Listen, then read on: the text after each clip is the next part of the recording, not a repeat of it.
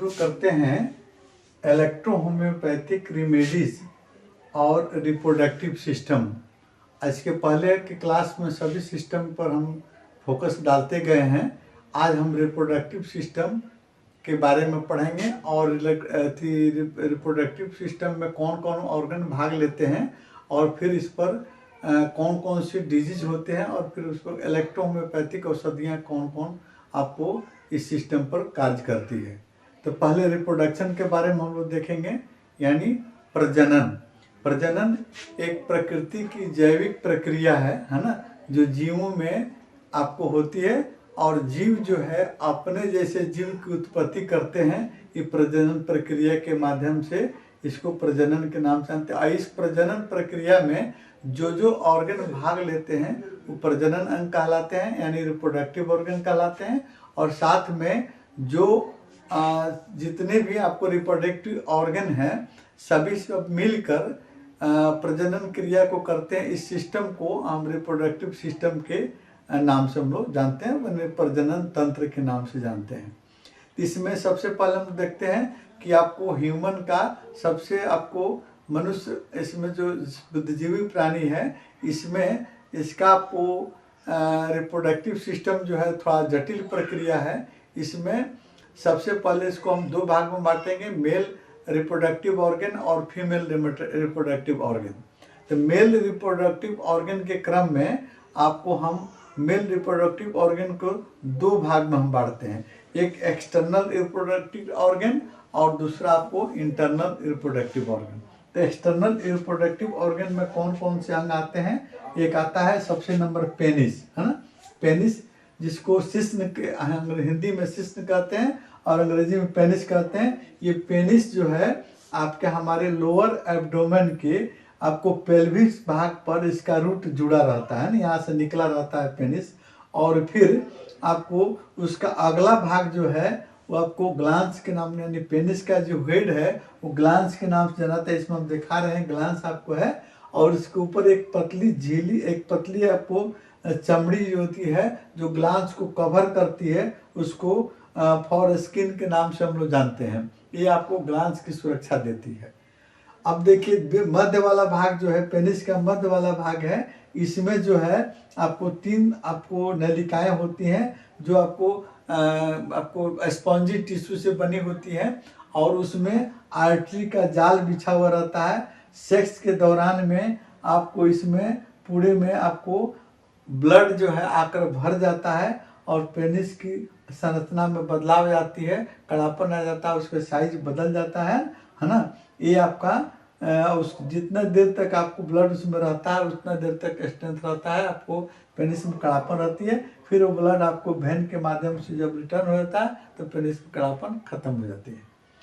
ये आपको एक्सटर्नल भाग में आपका आ गया पेनिस। दूसरा आपको इसका एक्सटर्नल भाग आता है स्क्रोटम, है ना। तो स्क्रोटम हम यहाँ छोटा डॉट में दिखाए हैं। स्क्रोटम एक थैलीनुमा संरचना होती है जो आपको पेनिस के पीछे लटकी रहती है ना। और उस पर आपको उसके चमड़ी जो है मोटी होती है, रोएदार होती है, उस पर बाल छोटे छोटे बाल उभरे रहते हैं।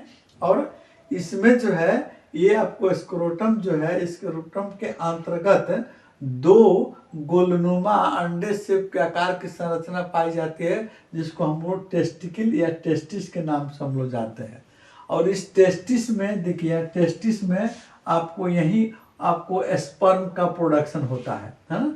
और मैच्योर्ड भी स्पर्म यही मैच्योर्ड होता है और इस टेस्टिकल से आपको एक हार्मोन्स भी निकलता है जिसको आपको टेस्टोस्टेरोन हार्मोन्स कहते हैं, जो हमारे मतलब जनांग पर आपको मतलब बाल उगता है उस टेस्टोस्टेरोन हार्मोन के चलते, जैसे मोछ आना, दाढ़ी आना, आर्मपिट में काट में बाल आना। साथ साथ में आपको एक और हार्मोन से इसका सहयोगी है जो आपको निकलता है, वो आपको मतलब स्पर्म को प्रोडक्शन करने में मदद करता है।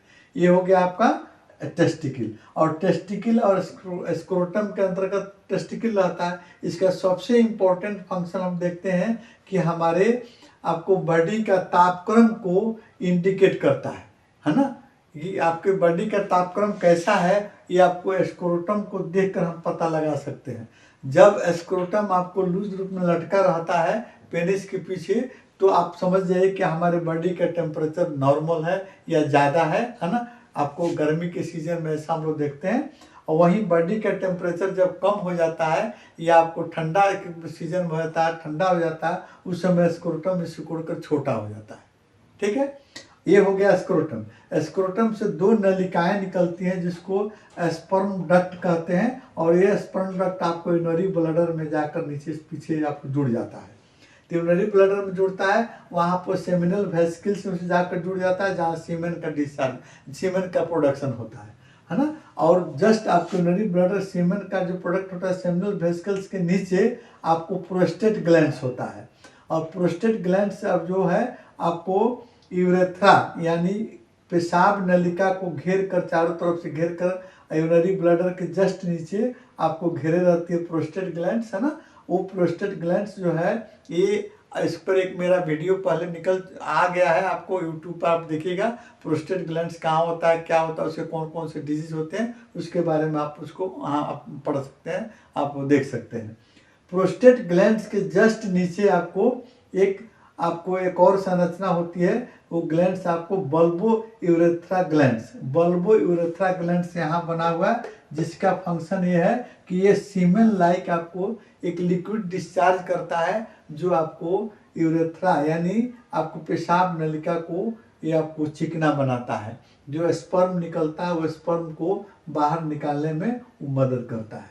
तो ये हो गया आपका प्रोस्टेट ग्लैंड्स। और प्रोस्टेट ग्लैंड्स भी आपका ह्यूमन पोरस ग्रंथि, ये आपको मतलब कि मेल जेनेटिव ऑर्गन का ही एक मतलब अंग है ना। प्रोस्टेट ग्लैंड्स ये भी आपको एक सेमी लिक्विड आपको सीमेन जैसे आपको लिक्विड डिस्चार्ज करता है। सीमेन का आपको 25 से 30 पार्ट से बनाता है, भाग बनाता है, और इसमें आपको स्पर्म आपको उसमें दौड़ता है, या स्पर्म आसानी से आपको निकल कर बाहर आता है।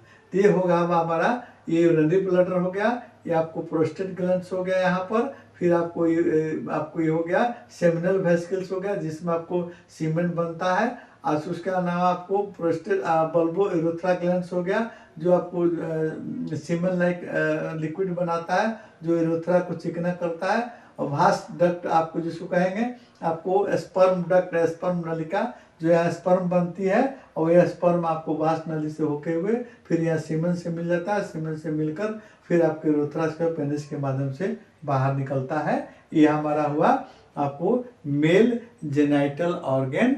अब इससे रिलेटेड जो डिजीज है, आपको एक डिजीज आता है इसका आपको बेलेनाइटिस, है ना। बेलेनाइटिस मतलब आपको ये पेनिस का रोग है। आपको स्किन डिजीज भी हो जाता है आपको स्क्रोटम में, वो भी आपको जेनाइटल ऑर्गन के रोग में आएगा। हाइड्रोसिल का सूजना, हाइड्रोसिल में सूजन हो जाता है, वो स्क्रोटम में सूजन हो गया, वो भी आपको एक जेनाइटल ऑर्गन डिजीज में आएगा। साथ साथ में इसमें आपको प्रोस्टेटाइटिस है, प्रोस्टेट में सूजन, चूंकि आपको प्रोस्टेट भी एक आपको जेनाइटल ऑर्गन का अंग है ना, इसीलिए प्रोस्टेट में सूजन इसी के अंतर्गत आएगा। और इस पर अब कौन कौन सी इलेक्ट्रोहोम्योपैथिक औषधियाँ कार्य करती हैं, इसको अलग अलग हम आपको बताएंगे कि आपको किस अंग पर और किस रोग में आपको इलेक्ट्रोहोम्योपैथिक औषधियाँ का, कौन इलेक्ट्रोहोम्योपैथिक औषधियाँ किस रूप में, किस पोटेंसी में हम डाइल्यूशन में बना कर देंगे, एक्सटर्नल क्या लगाएंगे, इसके बाद वाला वीडियो में हम बताएंगे।